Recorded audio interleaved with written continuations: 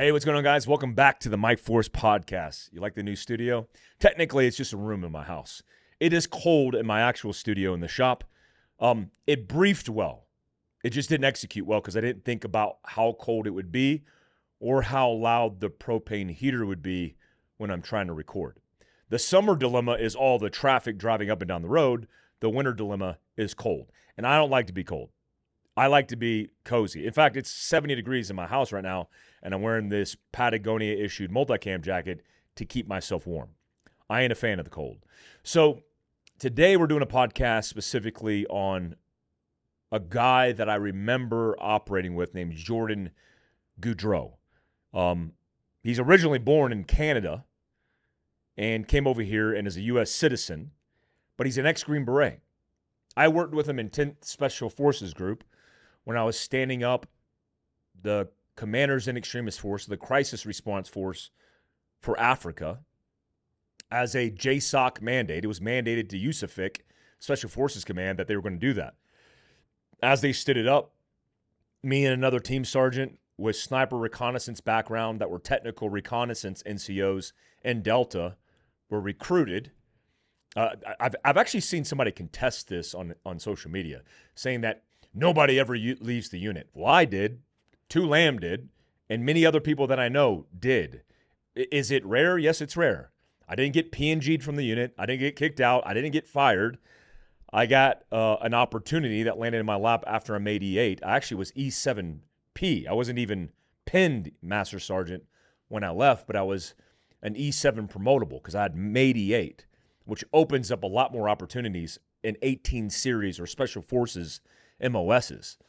And so I made E8, was given the opportunity to stand this up, work with Joint Special Operations Command, the unit, and USAFIC, 10th Special Forces Group, to stand up the sniper reconnaissance elements. Both me and 2 Lamb did. He was Troop 2, I was Troop 1. And so we got guys that were part of a regular line unit, a line company, 6 ODAs. We converted them into a Commanders and Extremist Force, a reinforced company of enablers and assets that do DA, hostage rescue, and specifically counterterrorism, foreign internal defense, which is a specialty of the Crisis Response Force. I remember this guy because he was one of our assaulters, and I believe he had CRIF or CIF experience prior, maybe from C-110, the forward deployed CIF battalion and teams and company.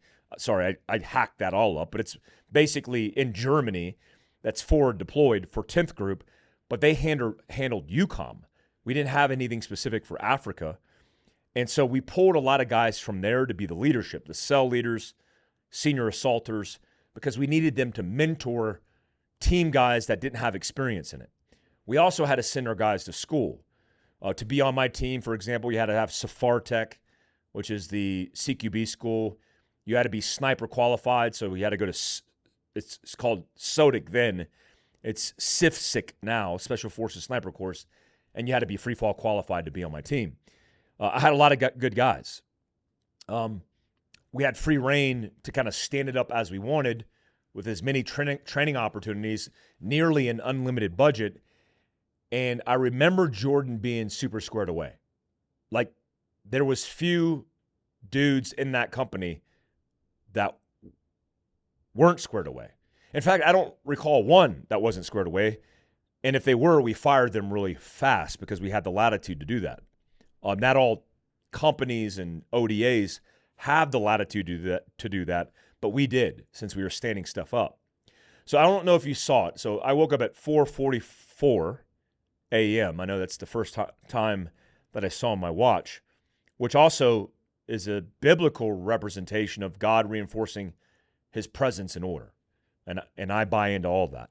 I'm very spiritual. I look for signs and patterns, and I felt compelled to look at my watch and then look it up. And then my feet touched the ground. I prayed, I meditated, did some breath work, and then I kicked off my day. Typically, I kick off my day by looking at current events, what's going on in the news, world news especially, and things that affect national security. I do that for my Substack. I do that for you guys on here, depending on what I'm talking about on the podcast. Dead Drop Intel is my Substack if you're interested. A whole bunch of very interesting and educated people, and we write articles every week on specific things that are going on. Substack's really good for that. I'll link it down below. So the first article I pulled up, I saw a picture of Jordan and was like, whoa, what's going on? And now, I've recognized him before because he was involved in this botched Venezuelan coup attempt that rolled up 2 special operations guys and got him involved because apparently he was the planner, the lead planner, and he wasn't on the ground, but 2 of the guys were. They got rolled up, got put in Venezuelan prison, and then he got charged with federal weapons trafficking type charges. Well, on October 31st of this year, a little over a month ago, or less than a month ago, he failed to show up at a bail hearing. Now, he was on an ankle monitor, and he was working with a documentary producer. He was also dating her, I believe, because he lived with her for 2 years. She denies that, but that's ridiculous. They were living together for 2 years, and she was doing a documentary on him, so they were likely dating, or at least sleeping together. And she says at some point he became abusive and was texting erratic things. She thinks he fled the country because he didn't show up for this bail hearing. And the problem I have is it was an FBI bulletin for a wanted poster for information leading to this guy's arrest. It reminded me of Rambo because Rambo came back from Vietnam. He just wanted to be left alone. The town sheriff screwed with him, and then he burned the entire town down. I see this guy. Even one of the pictures had him on a motorcycle, which I find interesting. You couldn't even see or tell it was him on a motorcycle. But it's like, wait a minute. So Jordan Goudreau, who claims that the Trump administration knew that he was doing what he was doing as a covert operation. He was working specifically with a contract company that he founded and then had ties to one of the people who had been outcast and was thinking about stepping back in to take over Venezuela. He was rolled up in a failed operation, arrested with felony federal charges. There's a warrant out for his arrest right now.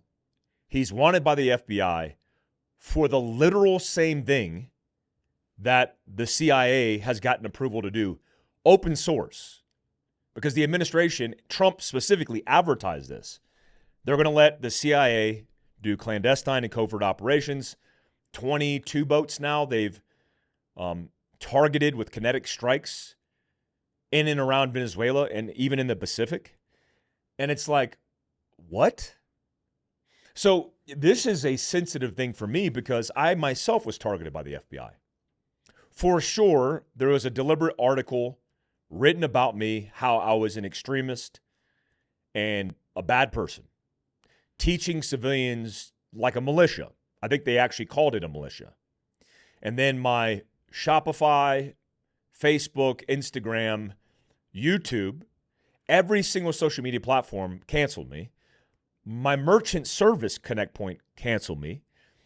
And even the website holder plugged into Shopify canceled me and tried to destroy my life and my business.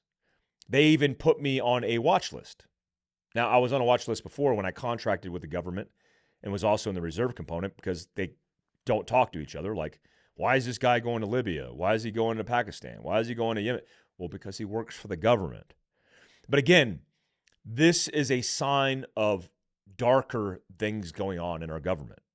Targeting civilians, targeting veterans, likely doing the right thing. Because I'm going to give Jordan the benefit of the doubt. Now, a lot of people are like, attack this guy because they're like, what an idiot. They call it the Bay of Piglets or something like that, something derogatory. One, Jordan is a super capable guy. He's not an amateur. He's got combat experience. He's got leadership experience, and I remember him being super squared away. But this is about government betrayal, covert games, and hunting the same men they once used. So a former Green Beret, Jordan is.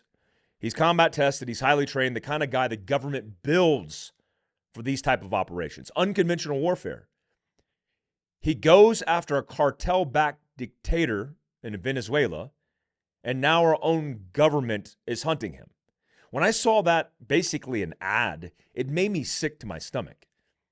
Because how hypocritical do you have to be when you're literally going and hunting the same people who hunted terrorists on your government's behalf, and you decide to target him because he failed in an attempt and it rocked the boat politically, despite us doing the same thing right now. So the entire story is a masterclass in what happens when a man steps outside the approved lanes, approved authorities, even when he's doing the same exact thing the U.S. government has done for decades, and again, like I said, is doing right now. Regime change, covert action, destabilization campaigns, psyops. Come on. This is the CIA's Tuesday morning warm-up. This is what they do every single day. But if you do it, because you have the skill sets that they taught you for decades, you're working for a contracted company, you're being influenced by politicians who are working for an administration that backs this type of activity, and you go rogue, suddenly you're the villain. That's how it works. And then they want to wipe their hands clean of you. So let's break it down. So let's talk about segment one. Who the hell is Jordan Goudreau? Well, I told you I work with him. He's not some random dude trying to play Call of Duty in real life. He is that guy. When I knew him, he was super fit. He could shoot, move, communicate, and he was a good, effective leader. He's a Canadian-born American Green Beret, 10th group, real deployments, real combat, and he did the job at the highest levels. After he got out, he started Silvercorp USA, a private security company. Exactly what every alphabet agency hires to unattribute themselves to what's going on and wipe their hands clean. I will tell you from personal experience working with the CIA that this is done all the time. I won't get into specifics, but I'll tell you that this idea that he's lying about being tied to the agency somehow and that this was approved, I believe him because it happens all the time. Because if you're the CIA, you don't want to be attributed to something if it goes wrong. And this went wrong. And what do? Not only did they wipe their hands clean and say, we had nothing to do with this, officials in the government under the Biden administration came out and said, we did not have anything to do with this. And they threw him under the bus. Not only did they throw him under the bus, they charged him with federal crimes. The world hears about it as a clown show. I mean, I told you, it was the Bay of Piglets. But the real story is much darker. Goudreau and a handful of former U.S. and Venezuelan soldiers launched an amphibious assault from Colombia with one goal in mind: take down Maduro. And let me pause here. Let's be honest. The U.S. government has wanted Maduro gone for years. It is something that we are aggressively campaigning to do right now, including Pam Bondi coming out and saying there's a $50 million head on this dude. Anyway, the raid fails. Guys get captured. 2 former SF dudes get paraded on Venezuelan television. They didn't get killed, thank God. Some did. Some of the Venezuelan guys got killed. And the media calls it a Bay of Pigs without the boats. Behind the scenes, U.S. officials are leaking, whispering, and distancing themselves as fast as possible. Classic DC move. Classic government move. Use you when convenient, abandon you when risky, and prosecute you when embarrassing. It's how they roll. So, fast forward, prosecutors charged Goudreau with smuggling weapons, which are AR-15 style rifles, without an export license. Really? Where are the charges for Hillary Clinton? For smuggling weapons into Libya to feed Syria. So, contractors, proxies, militias, training camps, everyone knows how these things move. Hell, half the regimes on earth were armed by somebody's export paperwork error, by an arms dealer supported by the CIA. But this time, the government wasn't looking away. They were looking for a scapegoat, and Jordan became that. And that's where the story flips. You see, because the same government that practically wrote the handbook on regime change is now treating this man like he's Pablo Escobar. The articles have come out, I read them all, demonizing him, and everybody in the government turned coat. This week, he's supposed to show up in court in Tampa for the third day of a bond hearing. He doesn't show. And the judge issues a federal arrest warrant. Former Green Beret, now officially a fugitive, and everybody suddenly acts shocked. Oh my God, why didn't he show up? Rambo's on the loose. Well, maybe when a man who's been used, abandoned, and turned into a political scapegoat sees the writing on the wall, he doesn't volunteer for the slaughterhouse. Because that's what a lot of people have become victim to. I heard the podcast with the gentleman from the CIA. He was a chief of base, a senior member. But because John Brennan didn't like him, he targeted him and destroyed his life. Put him in prison, federal prison, for years. So his bond guarantor, is that how you say that? Guarantor? That is how you say that. A New York filmmaker. She says, feared he would flee the country. Now, this gal was supposed to do a documentary in a favorable light, I assume, on Jordan, and then their relationship fell apart. And now she's in a federal court siding with the federal government. Yeah, no crap. Who wouldn't flee? In issues, I'd be thinking the same exact thing. I served my country. I fought its wars. I carried this burden. And now the same machine that sent me into harm's way is ready to chew me up and spit me out, put me on their trophy wall. I know exactly how this feels because I've been through it myself.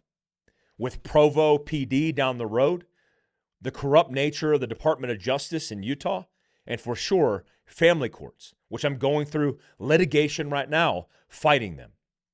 And this is where I want to zoom out a bit. Let's zoom out. Because this isn't a story about one man. It's not about one person or the two SF guys that were in Venezuela, even the geographical and political circumstance and fallout. You see, it's about a pattern. A historical pattern that's existed in the United States since the beginning. You are trained for unconventional warfare. You are conditioned to operate in the shadows. You build a resume of doing the dangerous things politicians don't want to explain publicly, nor have the personal courage to do themselves. But the second you're no longer useful, you're disposable. The same system that empowered you to become who you are is the same system that destroys you. And before someone says, well, Mike, he acted illegally, let's cut the BS. Let's just stop. Illegal is relative. Illegal is political. Illegal depends on who signs the paperwork and calls it illegal. So let me get this straight. If you're in the CIA and you're a member of Ground Branch and you get told to do a covert operation, you go across into enemy lines and you get rolled up. There's an expectation, reasonable expectation, that you're going to be rescued, that the government that sent you there is going to have your back, but not so fast. It's happened before. I know a guy who was in GRS, the same job that I did in the CIA, was rolled up in Pakistan, engaged legitimately in self-defense of his life, a Pakistani that was trying to kill him, and he got rolled up and put in basically solitary confinement in prison in Pakistan, and we barely got him out. Barely got him out. They would have easily just wrote that off. It changed a lot of protocol and process for GRS guys, but not in a good way. I can't even expound on it because it's classified. The bottom line is the government is not your friend. They will burn you to save their own butts. So if this exact same raid was backed by the agency or the DOD with a hominis dominus thumbs up or a handshake or approval on an email or a phone call or in person, which I've had all those happen, with the right signatures, the right interagency alignment, and the right narrative, yeah, he'd be on Fox News called a hero. Instead, he did the same work just not under the approved umbrella. And now the government is sending the dogs after him. The audacity of the FBI to put out a bulletin on a Green Beret doing the same exact work that he was trained to do while the CIA and JSOC and other military organizations are planning and likely executing clandestine and covert operations right now. You have to be kidding me. You're using taxpayer dollars, my dollars, your dollars, to pay for a witch hunt for a man who should be pardoned right now, today. The Trump administration should look into this and pardon him right now and allow him to come home, live in peace, do podcasts, do whatever he wants via the freedom that he earned via his service. Your skills, experience, and your loyalty, they're yours now. And the institution that once trained you, they didn't train you for freedom. They train you for obedience. And if you're off the leash, oh boy, they don't like that. They don't like that. And the system hates men it can't control. Goudreau is a warning sign for what happens when a warrior steps into the geopolitical chessboard without a puppet master. That's what he is. So look, I'm not defending everything the guy did. There was certainly some shady stuff I certainly wouldn't have done. But I'll tell you this, when I got off of active duty, I was asked by interagencies to do some things that I was not comfortable with doing. Nothing illegal, all on the up and up, but I did not want to risk my life without a uniform because I knew I wouldn't get the support. And this is exactly what happened to Jordan Goudreau. I'm not saying he made the right calls. I'm not saying he didn't go off the rails. Here's what I'm saying. Our government has done, funded, supported, and applauded operations for worse, for riskier, and for more illegal activity than anything this man has ever attempted. And they never faced a courtroom for it. Why? Because when the government breaks the rules, they call it national security in air quotes. When you break the same rules, they call it a felony. And they want to put this man in prison for decades. For decades. This story is about what happens when a man gets caught in the space between patriotism and politics, between duty and denial, between what he was trained to do and what he's allowed to do based on their approval process. And now he's running from the very people who once shaped him. This is betrayal. It's hypocrisy. And this is exactly why we have to stay awake, stay aware, stay deliberate, and stay prepared. Thanks for listening, guys. I appreciate you guys for tuning in the podcast. I want to say one last thing before I check out. Big shout out to Vets Tactical. You guys see that picture right there? I can't even talk about it because I'll get shadow banned and suppressed. But that's available. Any cup holder that you have, you could set up this magnet retain for ready access and self-defense. It's on vetstactical.com. Use MJ10, Mike Glover 10 or MG10, and the link in the description down below. Till next time. Peace out, guys.